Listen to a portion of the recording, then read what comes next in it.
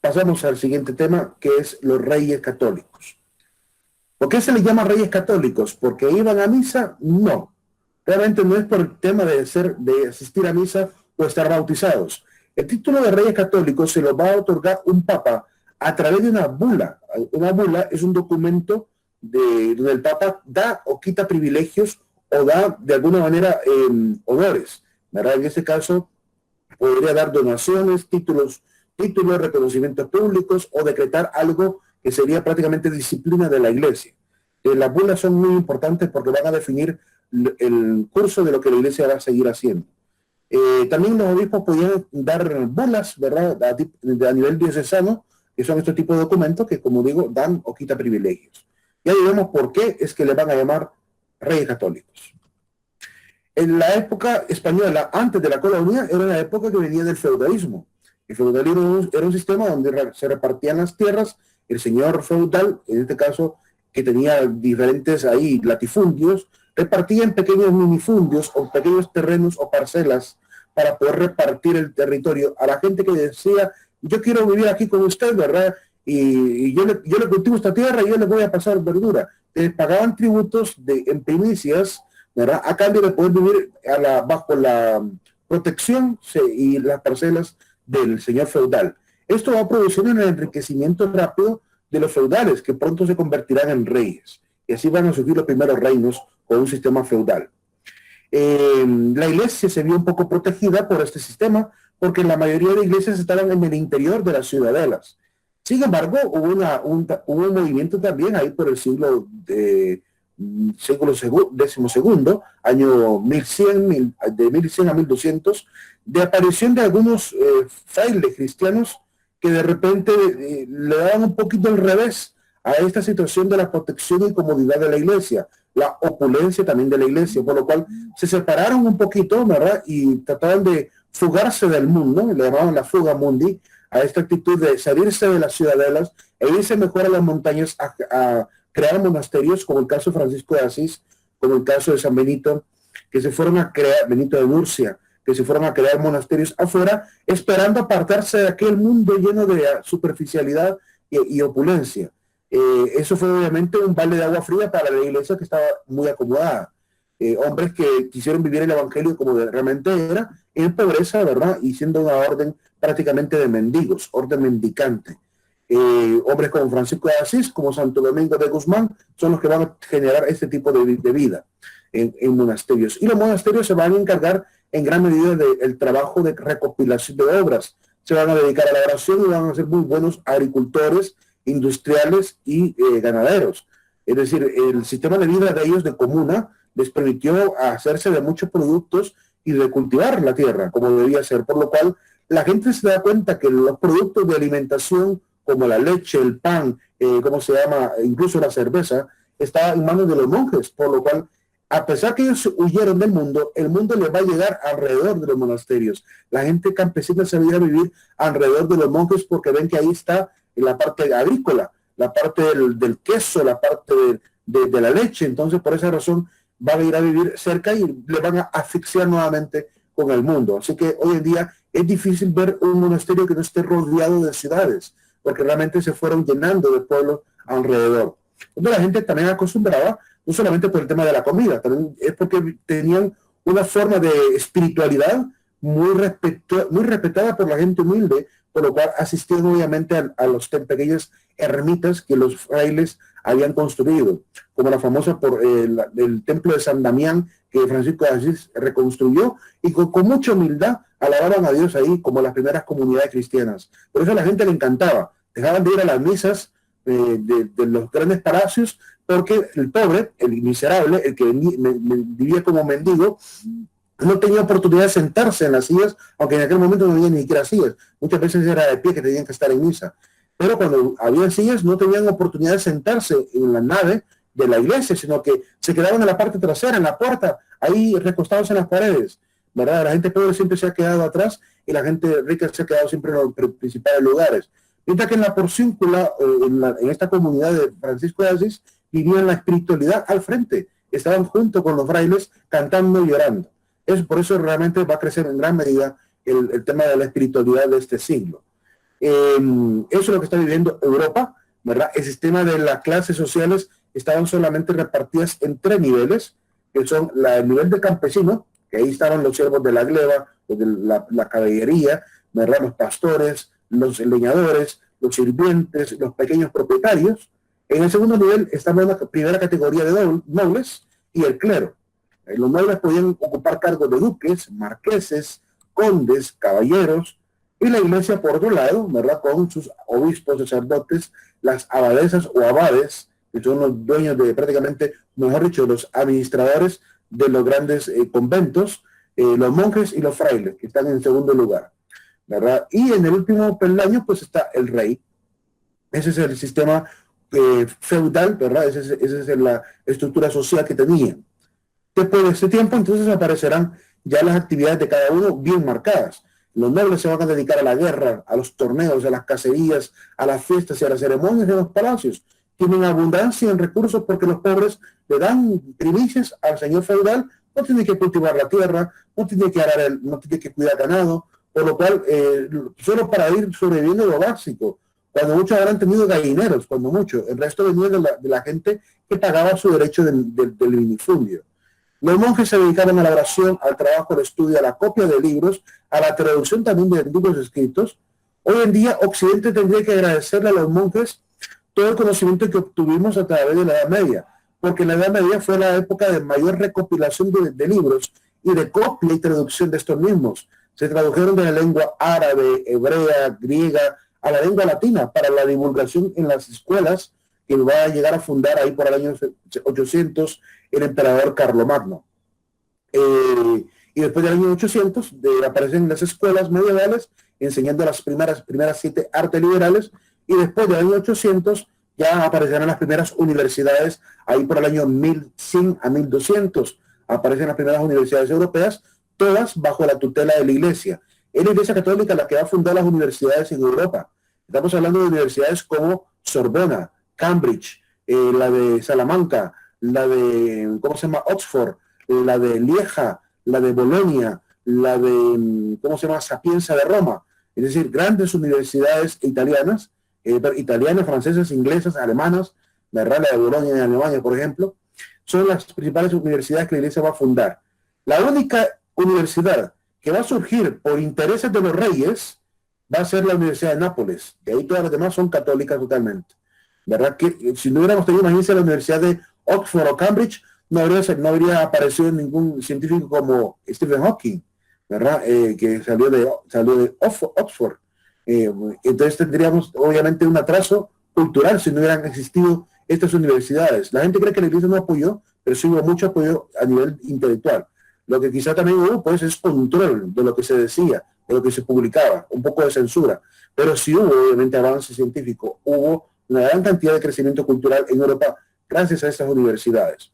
Además que no conoceríamos de álgebra, trigonometría y cálculo si no hubiera sido por, primero, los grandes maestros del cálculo como Newton y Leibniz, pero también ellos aprendieron y tuvieron su trampolín a partir de los escritos de los árabes. Es decir, si no hubiera sido por la traducción de los libros de los árabes, no tendríamos hoy el avance de la trigonometría, de la álgebra que tenemos hoy en día.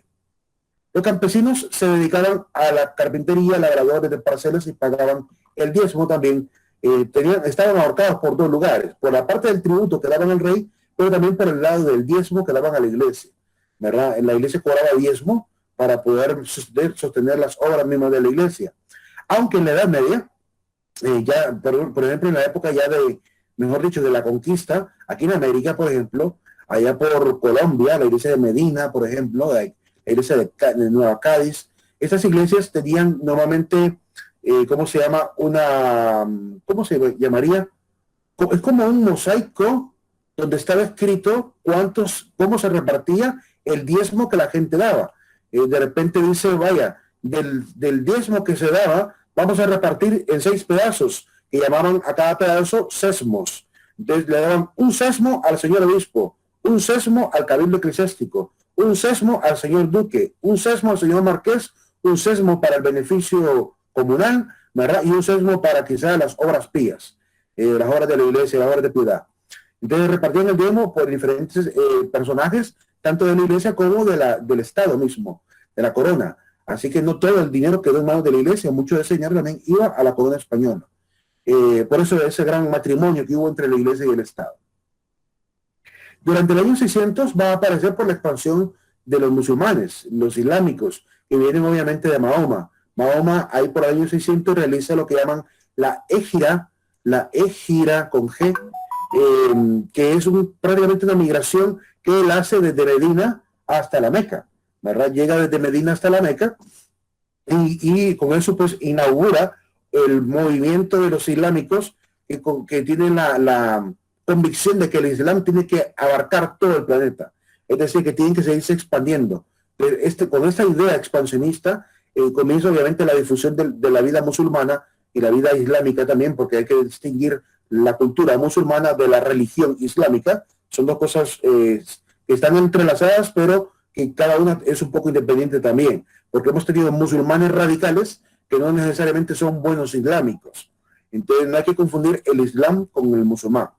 Pero aunque obviamente todos los musulmanes podrían ser islámicos, ¿verdad? Aunque no todos los islámicos necesariamente son musulmanes. Porque hay islámicos hay gente, por ejemplo, de América Latina que se ha convertido al Islam, y siendo latino, sin necesidad de ser un musulmán. La religión es un poquito más amplia que lo que realmente es la política musulmana. Pero miren cómo estaba Europa incluso. Miren España, cómo estaba la región española ahí, en el lado izquierdo. Pueden ver que la región española cambió su nombre, no se llamaba ya la Hispania romana, ¿verdad? Sino que el nombre era Al-Ándalus, que tendría que ver con la tierra más allá del Atlante, ¿verdad? Con esa traducción.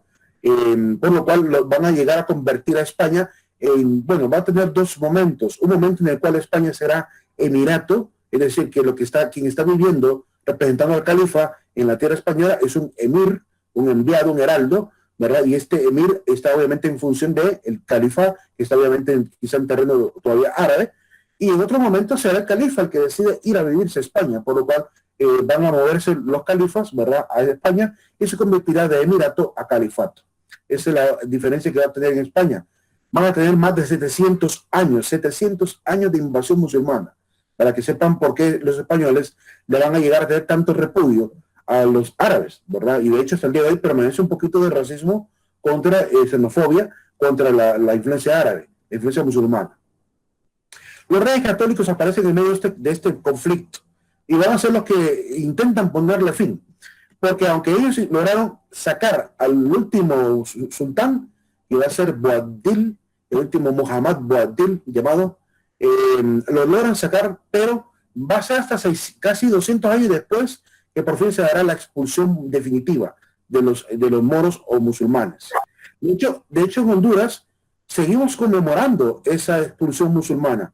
En Ocotepeque, la gente de Ocotepeque, de Antiguo Ocotepeque, hace un baile que se llama el baile de los moros, que es el baile donde aparecen españoles con machetes peleando con tambores y los otros con tambores también. Salen con machetes y tambores enmascarados bailando al ritmo del tambor. No sé si lo seguirán haciendo, pero eso conmemora, ¿verdad?, la expulsión mora de España, ¿verdad? Los moros, así es el nombre despectivo que llaman los moros. De ahí quedó también la frase, no hay moros en la costa, ¿verdad? Viene de esa situación, de estar expulsando a los árabes, a los musulmanes de España. Hablamos de los reyes católicos. ¿Alguna pregunta hasta ahora? ¿Alguna pregunta u opinión que alguien escuché que como que... Estamos bien. Ok. Bien, los reyes católicos. Veamos quiénes fueron cada uno de ellos, por qué se les llama también católicos, pero el tema de por qué se les llamó católicos lo veremos hasta que veamos las funciones de la iglesia durante la colonia. Ahí es donde voy a mencionar por qué se les llamará católicos. La corona de Castilla y Aragón. En el escudo de España se puede observar perfectamente, ahí están los dos símbolos. El león es el símbolo de Aragón y el castillo es el símbolo de Castilla, y los colores típicos de la bandera, ¿verdad?, de Castilla y Aragón, que siguen siendo los mismos colores de España hasta el día de hoy.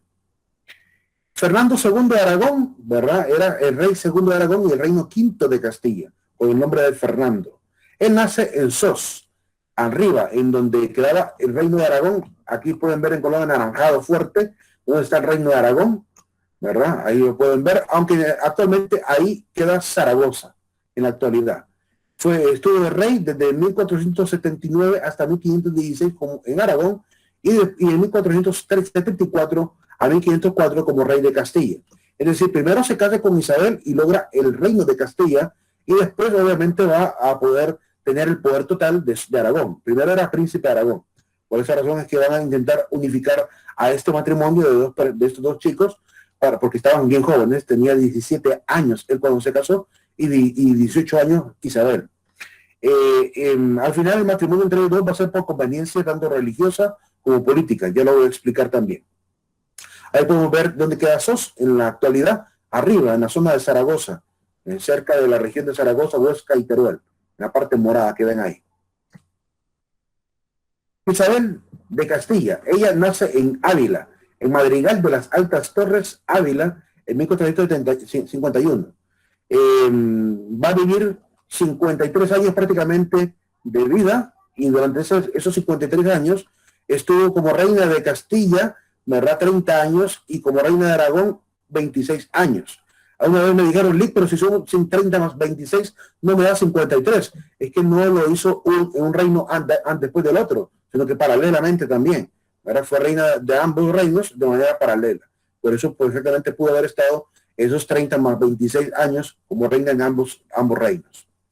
Se casó a los 18 años en 1469. El matrimonio que realmente se concerta entre ellos dos va a ser por conveniencia inicialmente política. Uno de los, ¿cómo se llama? De los cardenales de aquel momento, que se llama Rodrigo, muy influyente, Rodrigo Borgia, de la familia de los Borgia, va a escribir al Papa Sixto acerca de la conveniencia de permitir casar a estos chicos para unificar estos dos reinos de Castilla y Aragón y así poder hacer de España una sociedad más fuerte para poder expulsar a los musulmanes. El problema era la lucha musulmana, por lo cual Rodrigo Borgia aboga por estos dos para que realmente puedan casarse. ¿Y por qué hay tanto lío para casarse? ¿Será que no se pueden casar? De hecho, no. No se podían casar por la ley de la iglesia. La iglesia tenía la prohibición de que no se pudieran casar entre familiares. Y Fernanda e Isabel, al parecer, eran primos segundos o primos terceros, por lo cual, por derecho eclesiástico, no podían obtener matrimonio. Sin embargo, el Papa les da la dispensa para que puedan realmente casarse a pesar de ello, a pesar de la ley eclesiástica. Ojo, que es una ley eclesiástica, no es una ley tampoco divina. Es una ley que el mismo Papa puso y que el Papa puede perfectamente quitar. Por lo cual va a permitirles a estos dos primos segundos, primos terceros, casarse obviamente para poder unificar los reinos. Hay que decir que Fernando quería casarse más que Isabel.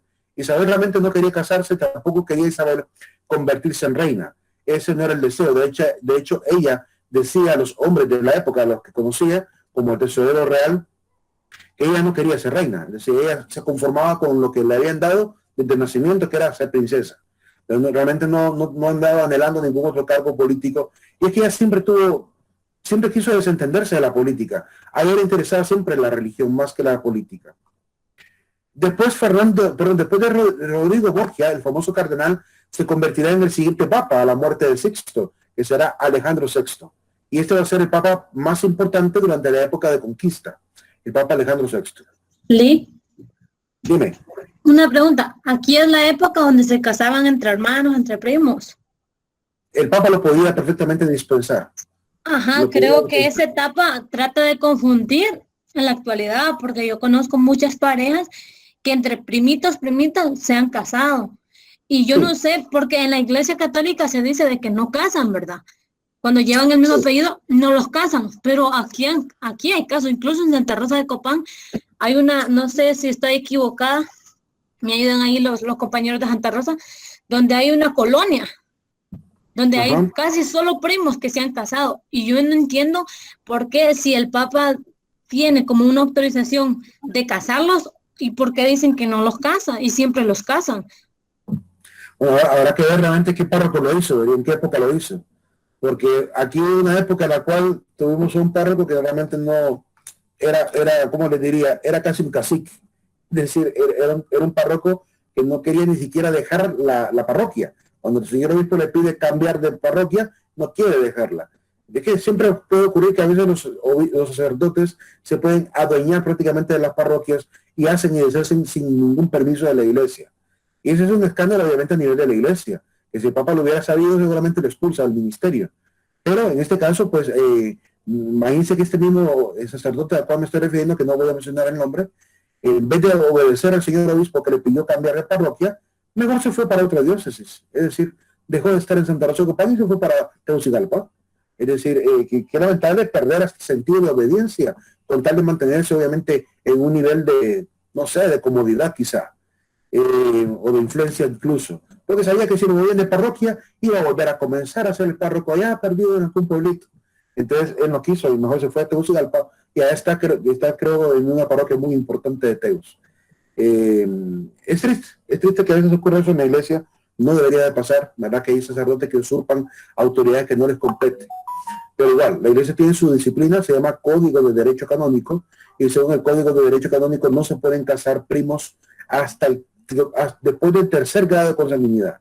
Es decir, primero, segundo y tercero no pueden casarse, quiere decir que hasta el cuarto grado se pueden casar, cuarto grado de consanguinidad. Y no lo hacen tanto por una cuestión tanto moral, sí, el escándalo que puede llegar a haber. Esa parte moral le preocupa a la iglesia, que el matrimonio puede haberse afectado por la culpa cultural de ver familiares casándose. Pero también está el tema de la parte genética, que puede llegar a producir progenie con deformidades, con síndromes. Entonces, para evitar esto, mejor la iglesia pone la prohibición hasta el cuarto grado, donde ya la ciencia dice, ahí no hay ningún problema de síndrome ni de deformidades. Por esa razón que la iglesia lo ha puesto. Pero bueno, prosigamos. Un dato loable. A Isabel en España, aunque no lo crean, la tienen casi por santa, a Isabel. De hecho, aquí, incluso en América Latina, hay muchos que consideramos que la vida de Isabel fue realmente intachable, muy distinta a la de Fernando, que la de Fernando fue escandalosa. Tuvo más de 3 mujeres, tuvo un montón de hijos, incluso ilegítimos. Razón por la cual no es posible comparar la promiscuidad de un Fernando de Aragón con la vida santa de una Isabel. Y digo, ¿por qué digo que vive una vida santa? Porque toda su vida la dedicó a la guerra del Evangelio, la vida de personas santas también a lo largo de la historia de la iglesia, para poderse fortalecer. Le tocó seguramente un matrimonio duro, era una mujer de una época en la cual era difícil ser mujer, por lo cual ella seguramente sufrió mucho a Fernando.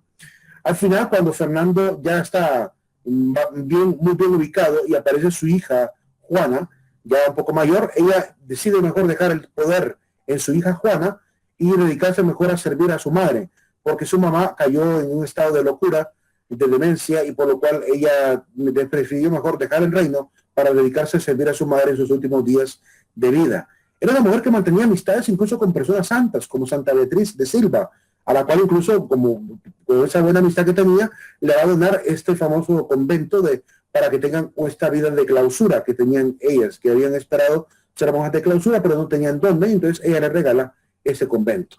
Así de la amistad que ella tenía con personas de la época, que quizá si no hubiera sido quizá reina, probablemente ella había sido monja, probablemente, ¿verdad? Pero como realmente el tío de ella prácticamente la hostigó hasta que aceptara el matrimonio con Fernando, ella al final va a aceptar el matrimonio por la paz de la familia, la paz del Estado también. Pero siempre tuvo esta visión un poquito más universal, más allá de la idea del imperio, tuvo más un interés de carácter simplemente religioso. De hecho, por ese motivo es que va a poder conseguir, Cristóbal Colón, la primera audiencia. No por el tema de la ruta comercial, sino por el tema de la evangelización, que es lo que va a enamorar realmente a Isabel. El tesorero de la época dice acerca de Isabel lo siguiente.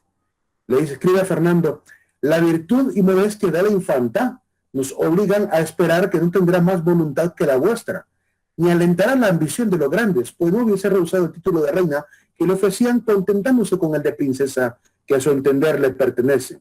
Eso está en el archivo Bibliotecas y Museos de Madrid, España.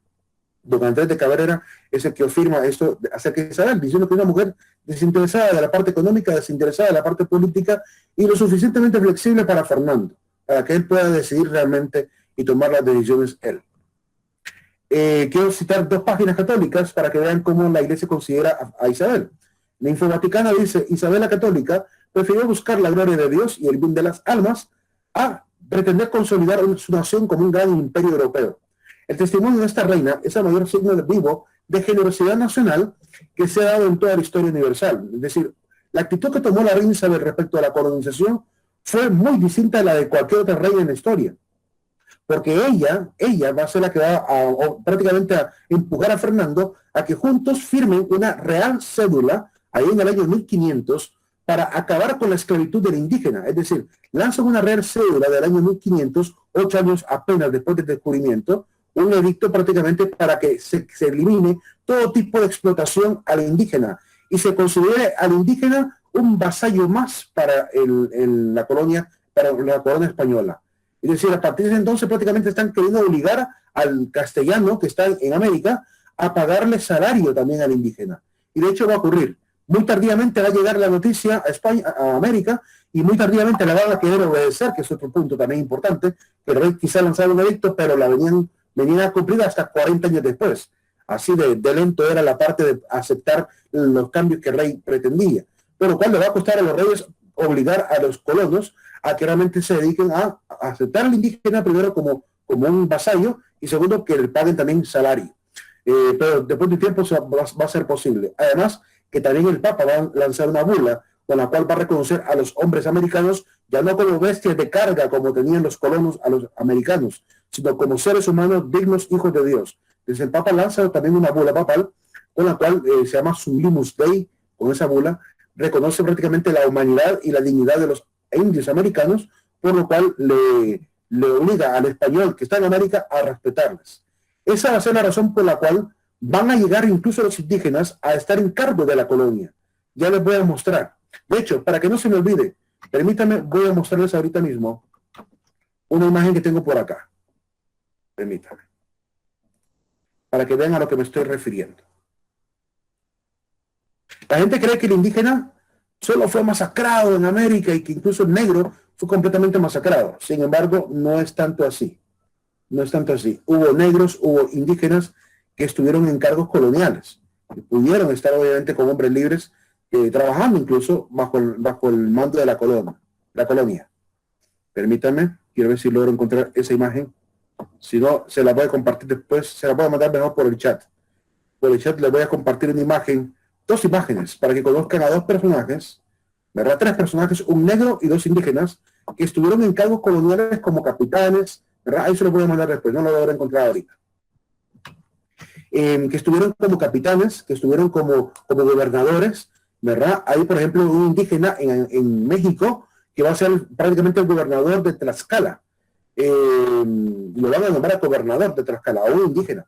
Entonces la gente cree que realmente el indígena vino a ser masacrado y que fueron siempre esclavos y que estuvieron 300 años sometidos. No es cierto, porque ya para el año 1600 ya estaban en cargos públicos de la colonia.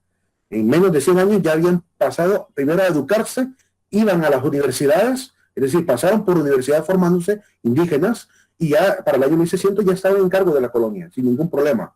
De hecho, hay algunos que están desde el año 1500. Entonces, no es tan cierto. De hecho, la primera universidad va a ser la de Santo Domingo, por lo cual ya podían perfectamente formarse. Después va a ser la de San Carlos de Guatemala y algunas en México también. Con eso ya se podían perfectamente formar para ser parte de la corona, ¿verdad? Y esa es la razón por la cual ustedes van a poder escuchar que en México va a aparecer un hombre como Benito Juárez. Para la época de Benito Juárez estamos allá 1800, ¿verdad? 1700, 1800, y es una época en la cual un hombre de ascendencia indígena, ¿verdad? Ya está ocupando un papel presidencial en menos de 200 años. Que no es cierto lo que canta nuestro himno nacional de que por 3 siglos tus hijos, ¿verdad?, oyeron el mandato imperioso del amo. No fueron 3 siglos. Cuando mucho fue un siglo apenas, cuando mucho. Porque después se puede notar la libertad que hubo. En América del Sur fue más drástico todavía, porque ahí sí rápidamente pasaron a formar parte de las instituciones coloniales. Ya veremos ese detalle. La otra fuente es Infocatólica, que dice, bueno, hicieron la revisión de la biografía, el testimonio, las cartas, lo que decían acerca de Isabel, y llega a esta conclusión. En conclusión, la Comisión Histórica Vallisoletana de Valladolid no parece encontrarse hecho alguno de la vida pública de la reina Isabel que pueda entenderse o apreciarse biográfica o históricamente como efecto de una consciente incorrección moral. ¿Qué quiere decir? Que ella está intachable a nivel de la parte moral. No hay nada que se le pueda achacar a Isabel que diga, esa mujer era así, era promiscua, era una mujer de repente déspota, una mujer tiránica. No hay forma de poder achacarle eso con documentos en mano. La línea moral de sus hechos se perfila paso a paso en el examen serio y conjunto de toda la amplísima y críticamente bien cimentada documentación. Eso lo escribe el padre Anastasio Gutiérrez en Infocatólica, para que vean a lo que ha llegado esta revisión de la biografía de Isabel. Por esa razón hay una causa donde piden realmente que Isabel sea beatificada, que sea reconocida como mujer, ¿verdad?, venerable, es decir, una mujer que realmente debe ser reconocida, ¿verdad?, y se le debe dar honor de católica, de ser verdaderamente católica, no por el título que le otorgó el Papa junto con Fernando, sino porque realmente en su catolicismo lo llevó con mucho interés y heroísmo, ¿verdad? Por esa razón, porque tuvo todas las virtudes cardinales, morales, ¿verdad?, las humanas, e incluso se notaba, aún en el hecho de muerte, se notaba su fe, su nivel de esperanza en la vida eterna. Así que es una mujer muy santa realmente, por lo que logran decir los mismos historiadores acerca de ella. De hecho, la página, por si quieren indagar un poquito más todo lo que se dice de ella, incluso leer su testamento, para que vean el nivel de espiritualidad que ella tenía y cómo se escribe incluso el testamento, está en reinacatólica.es. Ahí pueden entrar a esa página para que vean todo acerca de la reina Isabel. reinacatólica.es. Fecha importante, 20 de enero de 1486, Colón logra conseguir la audiencia con los reyes católicos. Va a ser por medio de Isabel, según se dice, consiguió obviamente a un confesor de Isabel, para que él le pudiera hacer llegar la noticia. Isabel tuvo un primer encuentro con Colón. Después del primer encuentro con Isabel va a poder llegar por fin a donde está Fernando y le va a presentar el proyecto de esta ruta comercial para llegar a la India, pero además le va a meter la idea a Isabel, la idea de que quiere evangelizar a esta gente, quiere ir a evangelizar. Con eso es que se gana el corazón de la reina Isabel, ¿verdad? La reina Isabel quería realmente que la evangelización llegara hasta esos rumbos. Por lo cual, eso es lo que a él le va a interesar. A Fernando le va a interesar un poquito la parte económica, pero no le van a prestar toda la atención debida. Prácticamente después de este encuentro le van a pedir a Colón que se vaya a platicar con los cartógrafos de Salamanca para realmente plantear ese proyecto y que digan estos expertos de aquel entonces, ¿verdad?, que les digan si realmente es posible o no esa ruta comercial. El reino de España estaba repartido en estos pequeños reinos, el reino de Portugal o Portucale, ¿verdad?, el puerto de la Cal, la corona de Castilla, el reino de Navarra, la corona de Aragón, y el reino, que el último pedacito que tendrían en sus manos los musulmanes, que es el reino nazarí de Granada. Ese ya no era reino español, sino reino musulmán. Entonces van a ver cómo el territorio de corona de Castilla y Aragón va a ser prácticamente toda España, la que van a llegar a unificar. Estuvieron 254 años, desde 1238 a 1492, peleando más de 10 guerras con más de 20 sultanes.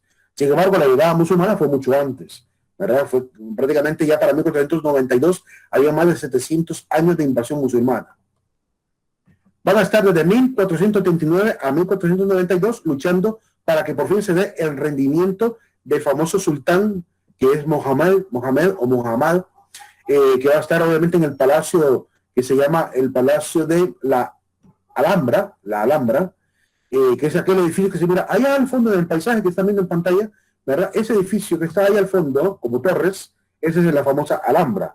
Y ahí está Fernando con Isabel, ¿verdad?, montados a caballo, miren la reina montada a caballo, hablando con el rey musulmán, ¿verdad?, con Boabdil o Muhammad. Van a ser 736 años porque van a llegar a invadir España en el año 756 y van a salir hasta 1492 con este rendimiento.